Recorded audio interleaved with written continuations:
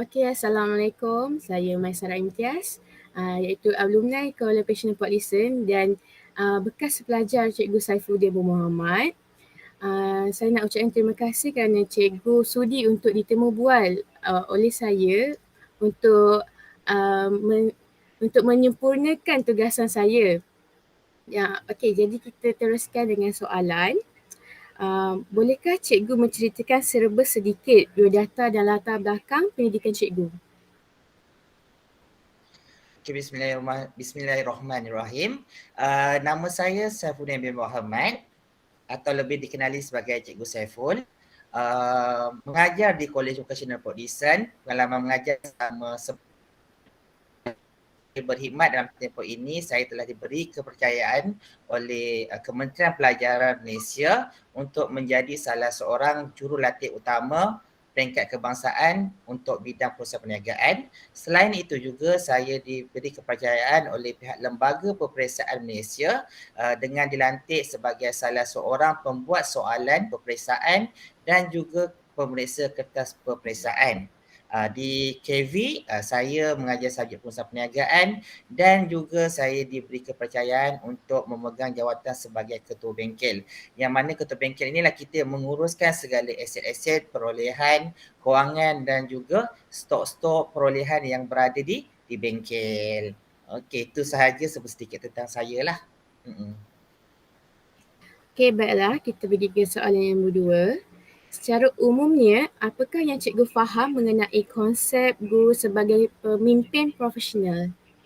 Okey, bila kita bercakap tentang guru, dia bukanlah satu pekerjaan yang biasa-biasa saja. Dia adalah satu kerjaya yang bukan semua orang boleh buat. Yang mana pekerjaan kita sebenarnya adalah mengikut kepakaran. Sebagai contoh, awak sebagai student pengurusan perniagaan, katalah nanti kalau awak dah habis belajar, adakah awak akan memohon kerja sebagai seorang doktor? Tidak. Tidak. Kalau awak mohon, adakah awak dapat jadi doktor? Semestinya tidak. Kenapa tak boleh jadi doktor? Sebab itu bukan profesional saya. Ya, betul. Maksudnya siapa yang nak jadi doktor, dia mesti ada kelulusan dalam bidang perubatan. Hanya orang doktor bidang kepakaran dia adalah perubatan. Macam kita guru, bidang kepakaran kita adalah pendidikan. Mana-mana orang yang nak jadi cikgu, dia mesti ambil ikhtisas dalam bidang pendidikan baru boleh mengajar. Bermakna ini bukan satu bidang pekerjaan biasa. Hanya orang yang profesional sahaja yang layak untuk bekerja dalam bidang tersebut. Jadi tidak sebarang orang yang boleh bekerja. Sebab hanya yang pakar dalam bidang itu sahaja boleh memimpin dalam bidang pekerjaan dia sendiri. Sebab kita perlu bekerja dengan penuh berdedikasi dan juga beretika. Salah kita menjalankan pekerjaan kita, kita sebenarnya bertanggungjawab besar untuk melahirkan modal insan yang cemerlang, gemilang dan terbidang untuk negara kita. Okeylah, kita pergi ke soalan yang nombor 3. Sebagai pemimpin profesional dalam bilik darjah, bagaimanakah cikgu memilih kaedah dan strategi pengajaran kreatif untuk mencapai objektif PDP? Di KUPD, kami mengamalkan pendekatan outcome based education yang mana bahawa pendekatan ini adalah pendekatan berdasarkan hasil. Okey, apa yang kita tekankan? Ada 3 elemen utama yang kita tekankan, iaitu pertama adalah pengetahuan, kedua adalah kemahiran dan yang ketiga adalah sikap. Dan tujuan kita mengajar di dalam kelas bukan hanya berorientasikan peperiksaan sahaja. Budak belajar, jawab exam, lulus. Dan selepas exam, pelajar tak tahu pun apa yang dia belajar. Tetapi konsep OBE adalah kita tekankan pembelajaran kita bukan untuk peperiksaan. Tetapi kita perlu siapkan mereka untuk mereka bersedia memasuki alam pekerjaan. Sebagai contoh, saya mengajar subjek customer relationship, customer service.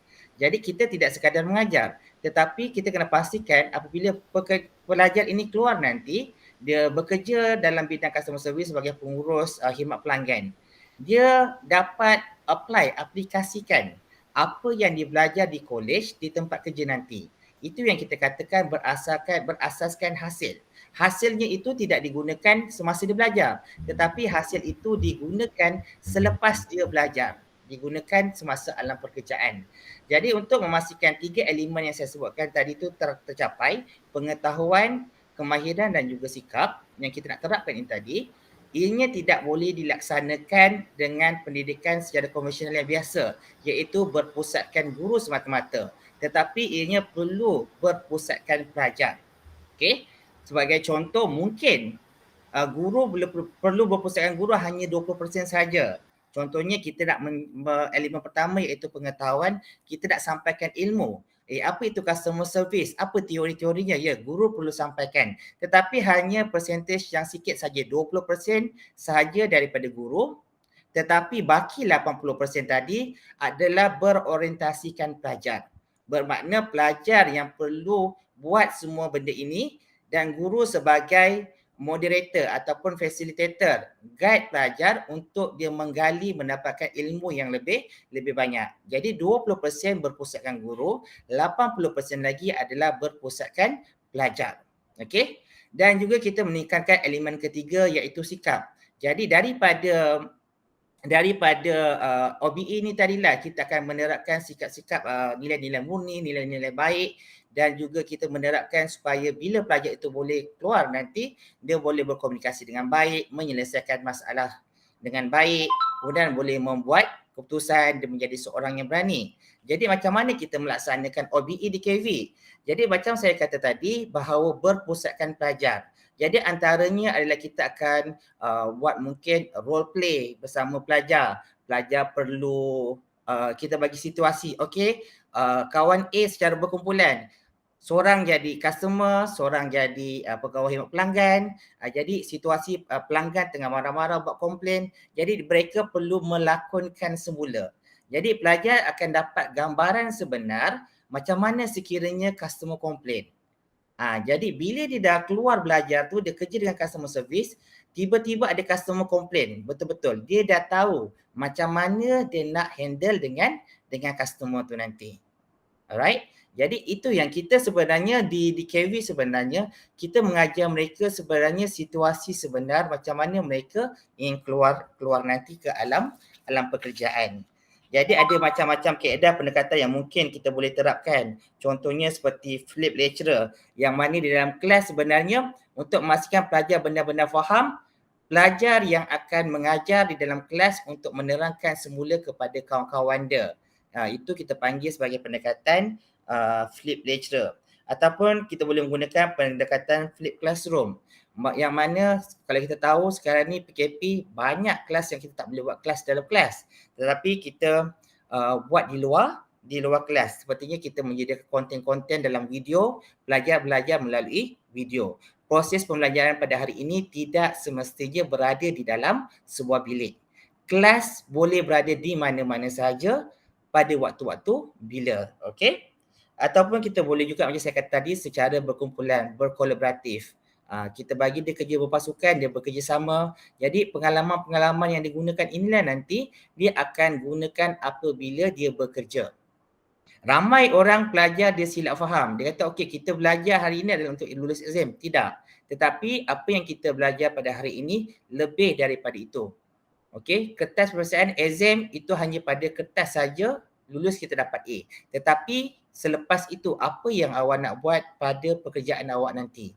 Awak boleh apply tak segala ilmu-ilmu yang awak dah belajar di dalam pekerjaan? Sebab tu di kolej saya OBE adalah sangat-sangat penting. Sebab kita bukan siapkan pelajar untuk exam, tetapi kita siapkan pelajar untuk masa depan dia yang 5 tahun akan datang, 10 tahun yang akan datang. Okey, ada nak tanya tak setakat ni? Tidak ada. Cikgu boleh teruskan lagi? Okey, saya rasa untuk yang itu setakat itu sajalah. Saya nak ada tambahan soalan. Jikalau cikgu akan belajar berteruskan murid 80% kan?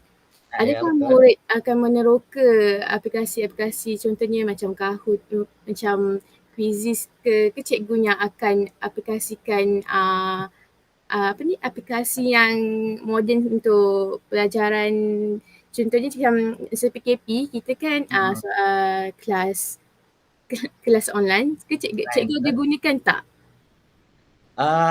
Kalau secara online, kalau kita nak mengajar, kita banyak guna Google Classroom. Maksud dia hantar assignment dan sebagainya, Google Classroom sebagai platform. Tapi untuk mengajar kita banyak guna Google Meet. Okey.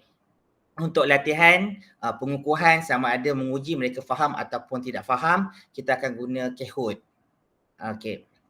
Dan bercakap tentang teknologi sebenarnya, contohnya subjek pemasaran. Bila kita mengajar mereka subjek pemasaran, okey, macam mana nak promote sesuatu barang? Buat poster. Biasanya kalau kita okey, budak akan buat poster pakai Word, pakai PowerPoint dan sebagainya. Jadi kita akan perkenalkan pada sebenarnya kalau awak pakai software yang biasa-biasa ni, sebenarnya awak boleh pakai Canva. Jadi kita akan update pada pelajar kita apa apps-apps yang terkini yang diorang boleh guna untuk buat design dan sebagainya yang simple. Jadi bila dia tahu benda ini, dia boleh apply untuk menghasilkan hasil tugasan yang lebih baik. Pelajar pada hari ini dia tak macam dulu. Dia alert. Dia alert dengan TikTok, alert dengan apps. Kita hanya bagi tahu ini apps yang sesuai dan dia akan explore. Dan hasilnya sebenarnya sangat-sangat bagus dan menarik. Artinya anak murid cikgu semua menggunakan teknologi dengan sebaik mungkin lah. Ya, betul. Cuma kadang-kadang kita tak nafikan bila berkaitan dengan teknologi ada kekangan. Contohnya di rumah hanya ada satu device tapi perlu berkongsi dengan 3-4 orang adik-beradik. Bila kelas digunakan serentak, dia tak boleh belajar. Jadi alternatif yang cikgu buat, biasanya cikgu akan buat video. Kita akan upload dekat YouTube ataupun kita akan upload dalam Google Classroom. Bila diorang ada free activity dan sebagainya, waktu free tengah malam ke baru nak tengok, barulah dia tengok video tu. Maksudnya waktu pembelajaran dia tak okey, awak kena belajar daripada 8 pagi hingga 10 petang. 8 pagi 10 pagi 2 jam. Kalau kelas biasa macam tu. Tetapi bila PKP, dia nak belajar pukul 3 pagi ke 4 pagi ke, tak ada masalah. Sebab kita dah bekalkan dengan video. Jadi dia boleh tengok ulang dan banyak kali. Jadi kalau ada part ataupun bahagian yang dia tak faham, biasanya pelajar ni akan bagi tahu lah, cikgu saya tak faham yang ni, boleh tak cikgu jelaskan lebih lanjut. Jadi kita akan buat video yang lain untuk bagi penjelasan yang lebih jelaslah kepada pelajar nanti. Okey, itu saja. Saya rasa itu saja soalan dari saya sebab penerangan cikgu yang begitu jelas dan ringkas dan padat lah bagi saya. Okey. Saya nak ucapkan terima kasih kerana sudi untuk menjawab dan sudi ditemu ramah oleh saya. Okey, terima kasih cikgu. Okey, sama-sama.